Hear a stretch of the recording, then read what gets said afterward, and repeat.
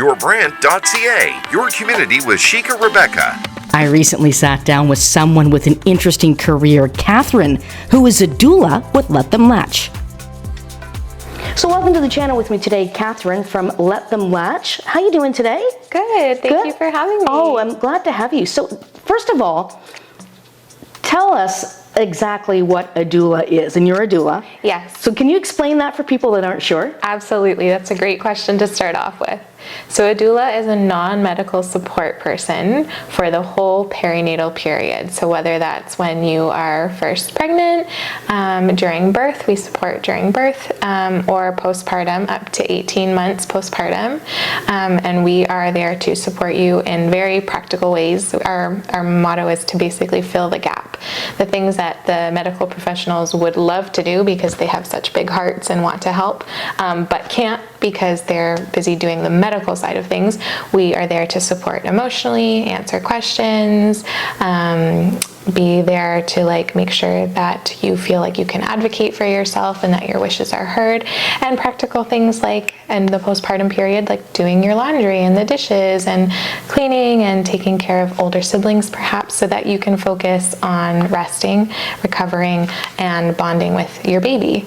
That's often missed, isn't it? Yeah. Those little things. Yeah. When you told me, we met back in March, Yep. You told me some of those things that you did, I kind of went, you know what, I never would have thought of that. Yeah, exactly. Is that missed by a lot of people? I think so, because oftentimes I find mothers especially are sitting there kind of thinking I know I'm supposed to rest, I know I'm supposed to bond with my baby, but I can't help thinking about the house is a mess, my older kids need me, I have so many loads of laundry, and it's just the mental to-do list. I like to take that off people's plate so that they can rest without feeling guilty or without feeling as overwhelmed.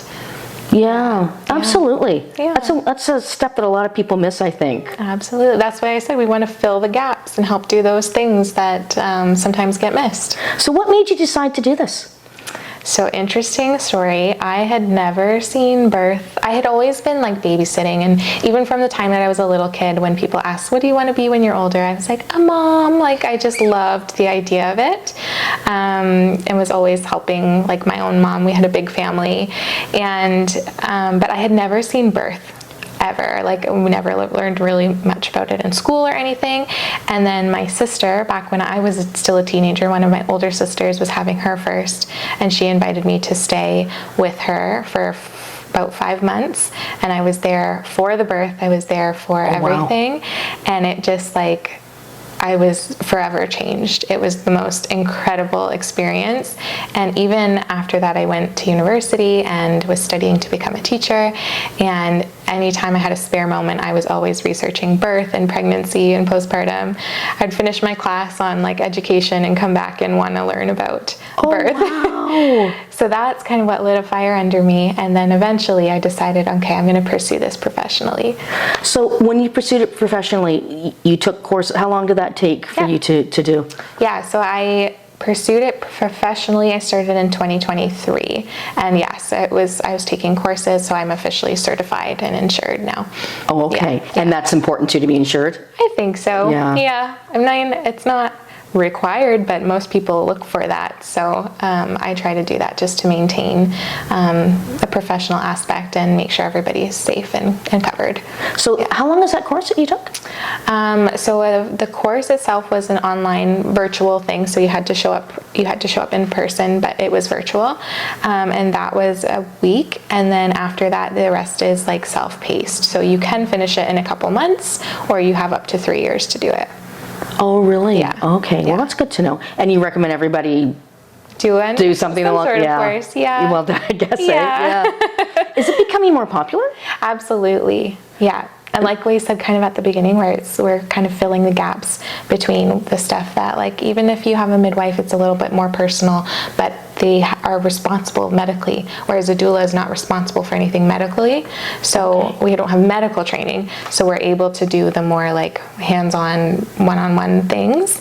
And I find a lot of people are really craving that in their birth and in their postpartum experience. So it's definitely becoming more popular, and especially as we know in society, we're not traditionally we would grow up close to our village, close to our family, and now people are more isolated, and so they're leaning on like, okay, if my village isn't able to be here physically, then it's okay to hire a village. Like, there's nothing wrong with hiring someone to help fill those gaps. Is there a stigma behind that, hiring a village? I think a little bit, but it's definitely lessening as it becomes more popular, and as people are realizing the value. So say if they have a baby registry for a baby shower, for example, instead of getting another onesie, they might ask, hey, can you contribute towards a postpartum fund or contribute towards a birth doula? So people are finding ways to budget for it. I never thought of something like that. That's actually a really good gift. Yeah, Should we say, for someone very practical too. Yeah. I think people are leaning more towards practicality in today's day and age. Absolutely. So there's something you could. Yes, we promote that. Do you have gift certificates? I with do. you? Oh, do you? I don't have them with me, but you can contact me to get one. You can get those. Well, good to know. Yeah. Now, are there any misconceptions on breastfeeding support? A lot of people have the attitude where it's like, well, people have been doing this forever, I'm sure I can figure it out, and are reluctant to get support. Or wait until after, once they're actually struggling. So if someone contacts me and says, I need breastfeeding support, I make it a priority to come within like 24 or 48 hours, because I realize if they're reaching out, they probably needed support yesterday or a few days ago, and it's getting desperate at this point. But that attitude of like, well, I can figure it out, again, thinking about throughout history, you had people, you had aunties, you had sisters, you had grandmothers helping you along. Nobody was sitting alone in their house or on their couch trying to figure it out. So that misconception of just like, it is natural, absolutely, but it doesn't always come easily. And there are things you can do like education. So one of the things I do is I teach an intro to breastfeeding class prenatally, like before baby is born, to try and troubleshoot some of those things and ease anxiety. So I guess I'd say the misconception is that it's natural, doesn't always come easily though, because especially with your first, you have never done it before. Your baby has never done it before. And so it just takes time. It's like a slow marathon, but then it gets easy. It does get easy and it does get worth it. But in the moment when I tell people, I promise this gets easier, they don't always believe me. How do they get angry? Are they angry at you, or how do you respond to that? I have that personal experience with my first, where my sister had her baby 6 months before, and she was sitting with me while I was crying and trying to figure it out, and she said, look at when I do it, like it's so easy, I don't even think about it anymore, I promise you're gonna get there. And I struggled to believe her, but she was right. And so I feel like I come at it with the compassion and empathy, because I've been in the exact spot before, and then people tend to listen a little more. So do you think it's important then that a doula has that life experience? Like you just said, you had that life experience, so you could say, oh, it's okay, rather than somebody like myself who does not have the children. They wouldn't really take it too much from me, would they? They'd take it from you more than myself. Do you find that important? So in my opinion, I think it's important. However, there are pros to having someone who has not had children or doesn't have children to take care of their own, because maybe their availability is a bit more.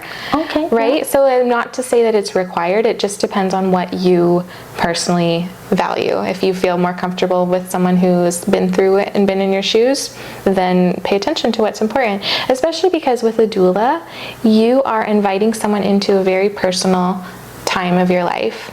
You want to feel safe, and you want to feel like you trust them and connect with them. So that's why there's no right or wrong answer. It just really depends on what the client themselves are looking for. Yeah, I think so. It's interesting that you said about I'd have the time, but you have the knowledge. So you're right, it kind of balances out. Exactly. What are the challenges that mothers and families are facing in the community today? Great question. There's a list of them. Oh, really? I think, and none of them are like, it's not one person experiencing this challenge and another person experiencing that challenge. A lot of them are like common And in the moment, it just feels like, I must be the only one. I must be doing something wrong. Yeah. And so I like to remind people, like, you're not the only one. You're not doing anything wrong. Some of these are normal, and we can quickly like troubleshoot. Sometimes with breastfeeding, it's a lot of times it's a position change, and just things that you just need to slowly tweak, like educate people on how to tweak things. But the biggest challenge, I think, is isolation. Really? Like, there's an isolation epidemic because of what we said. People are not living as close to family or community as they used to, and so a lot of times it feels extra challenging because you just feel alone in it. So I always encourage moms, and I know that we were going to touch on this a bit later, but I encourage moms to get out to free programming like an early on center or like moms groups, because then you find, oh, I'm not the only one. And then there's sort of a common ground of like, okay, how did you deal with it? Can you send me the number of like your doula or or whoever it is that helped you kind of get through it? And parents and grandparents need to be supportive of this Absolutely. as well. Yeah. And encourage, like you say, just getting out with other people. And not too early, right? You want to protect the time when mom is recovering after birth, regardless of how it went. There's a recovery period, right? But once baby is like a couple months, then it's important to start going out. I mean, you can go out before then, but it's important to make it priority to get out of the house, get in the sunshine, because I find a lot of moms are just lonely. Right. Yeah. Didn't think of that one either. Yeah. A lot of things, you don't think about things when you haven't been there, I find. So this work can be very emotional. How do you look after yourself with all this? Good question. I'm very blessed and very fortunate to have a couple doulas that I work closely with. We often refer to each other if one of us is busy and can't take a client. I'm very, very thankful for them, and they're also local.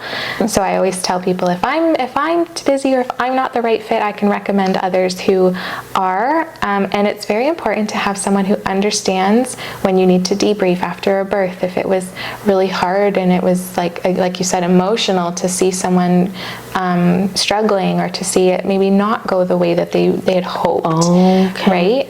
So it's important for me to debrief, I find. And then also part of what I've been doing is building a team. So there's a couple doulas, there's 5 of us now who work together under Let Them Latch.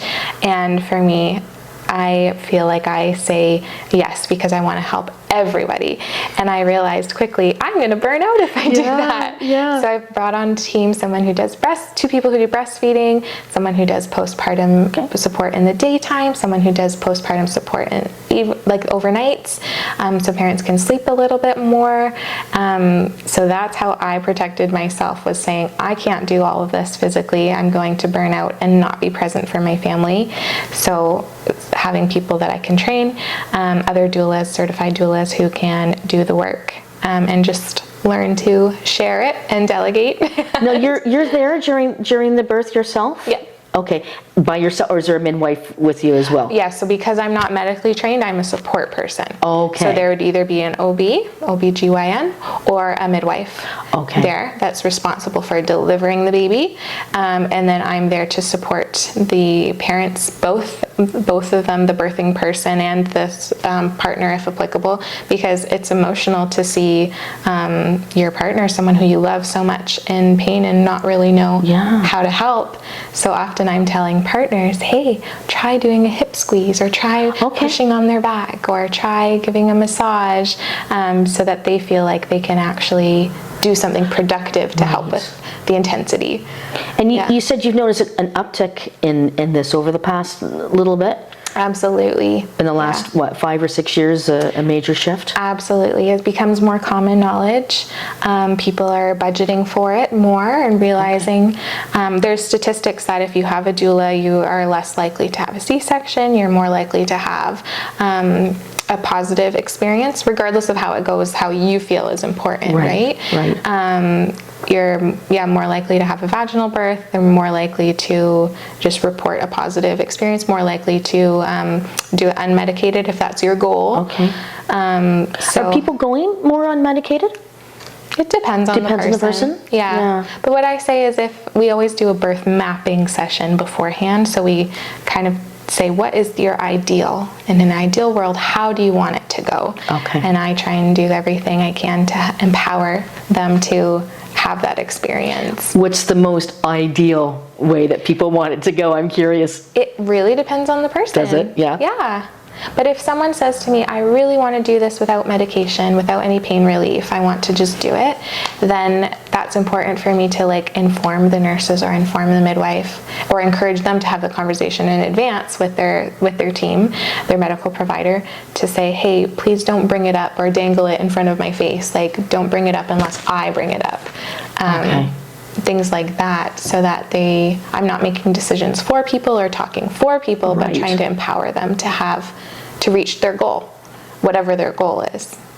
So what would some goals be? I'm curious on that one. What would some goals be for some individuals? Like you said, maybe non-medication? Yeah, that's often one. Okay. Or a lot of a popular thing is they want to delay the cord clamping.